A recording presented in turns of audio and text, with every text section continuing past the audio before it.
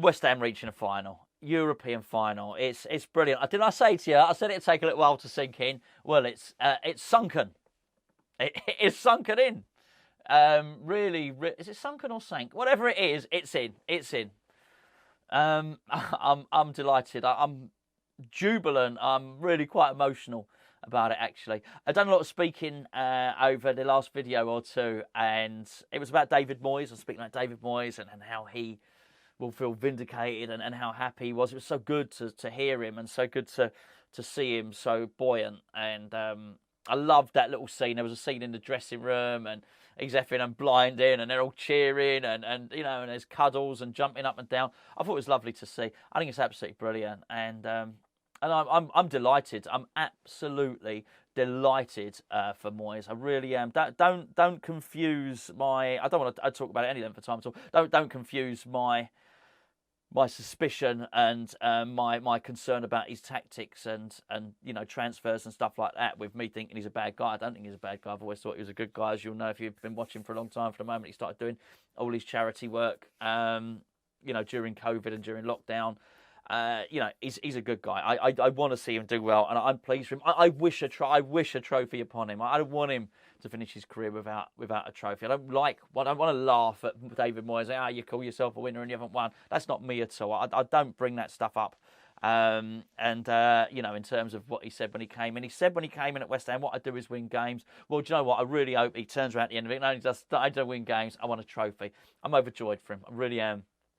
But I wanted to, so anyway, I discussed David Moyes. I wanted to talk about the players a little bit as well. And it was really the thing about, I was thinking about whether it's Kehrer or Soufal who plays in the final. Oh, Soufal, you know, irrespective of who should or could or will, it's a home game, isn't it? Because it's in Prague and it's at Slavia Prague Stadium, which made me think, oh, that's really good. That's really good for West Ham, because you would expect a certain percentage of the local community to get tickets. You know, I know you wait for have a carve up and all the rest of it, but there's got to be some that goes there. It's very hard to believe that, you know, some of those fans there, well, not just from Prague, but from the Czech Republic, won't get some. The Czech FA have got to get some tickets, haven't they? You know what I'm saying? And if that's the case, and bearing in mind we've got a Czech owner as well, and we got Souček there, I was thinking, you know what, we might have a little bit of you know, a little bit of partisan home support, actually. I thought, oh, that's got to be good, isn't it? I was thinking of Soufal, and I was thinking about Souček and how brilliant it is for them to return back proud to their home country and win a European trophy. I was thinking, wow, that's really cool. That's got to be really good for them, you know. Just trying to put myself in a position of different players. Cresswell, the redemption of Cresswell. Love that story. It's full of good stories, this. And that's what I mean. It's starting to sink in. It's starting to start thinking about all these little nuanced parts of it. Oh, the redemption of Cresswell. 2 red cards. Oh, he was a nightmare last season, wasn't he, in Europa? It was a hindrance. There's no doubt about it. It was a hindrance. He really added to us not reaching the final. He made it impossible, you know, really, with his sending off, particularly obviously, you know, the semi-final one in particular. And I said before, he would have gone into that dressing room absolutely gutted, his head in his hands, knowing it was all his fault. And the players, look, his mates are going to be good mates. Cresswell's a good guy. But the mates, you know, all his mates and Declan Rice and Noble and all the rest of it, they would have said, oh, don't worry, you know, don't worry, Aaron. It's, you know, they probably call Aaron, Cressy, whatever he's called. Don't worry, mate. You know, it's not your fault. Do you know what I mean?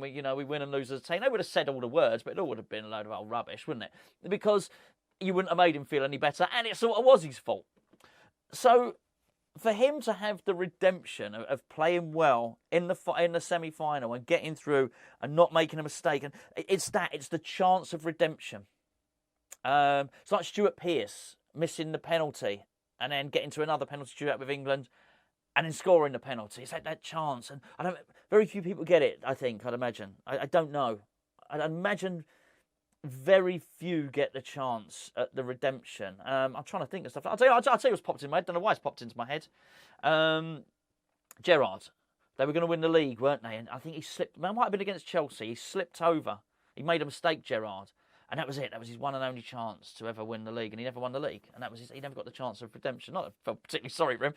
He broke our hearts in the FA Cup, but there's lots of them. You'll be able to think of these moments where, you know, someone makes a mistake and they don't get a chance. They don't get a chance to right the wrongs. Cresswell got a chance of redemption. Love that story. I think that's great. But Mikel Antonio's story, that's a good one, right? That's a good one. Non-league football. He was playing for Tooting. Great story. Signs for West Ham, plays at right back a bit, and you know, plays on the wing. He's a big part player under Pellegrini. He's a super sub. Pellegrini never really fancied him. David Moyes comes in, turns him into a striker. Bang, he's in a European final. I've shortened the story. West Ham's Premier League top scorer in the history of the Premier League. It's good stuff, right? It's good stuff. Better Declan Rice story. Let's do that one. You know, joins the club at 14, rejected, kicked out by Chelsea, joins West Ham. He's got this wants to prove them wrong, prove Chelsea wrong. Imagine that. On his final season at West Ham as captain, gets to a final. Absolutely, you know. And the chance, obviously, I'm just talking about getting to a final. I'm not even talking about winning it at the moment. Clearly he wants to win it, naturally. Don't we all? I think that's a great story. The Declan Rice one, they're all over the place. What about a miserable old season for Areola? Miserable old season. He's got the choice of West Ham or Fulham. And he joins West Ham, and, you know, I don't know what was. He probably thought, whether it was promised or whether it wasn't, he probably thought, look at the old Polish bloke between the sticks there, I'm going to get this, it's going to be my own. Hugo Lloris retires. He's thinking, OK, I'm going to be playing regular Premier League football. I've got a chance. I'm going to be France's #1 goalkeeper. Doesn't get to play. And I'd imagine there were times this season where he thought I should have joined Fulham. I wouldn't blame him. Don't blame him at all.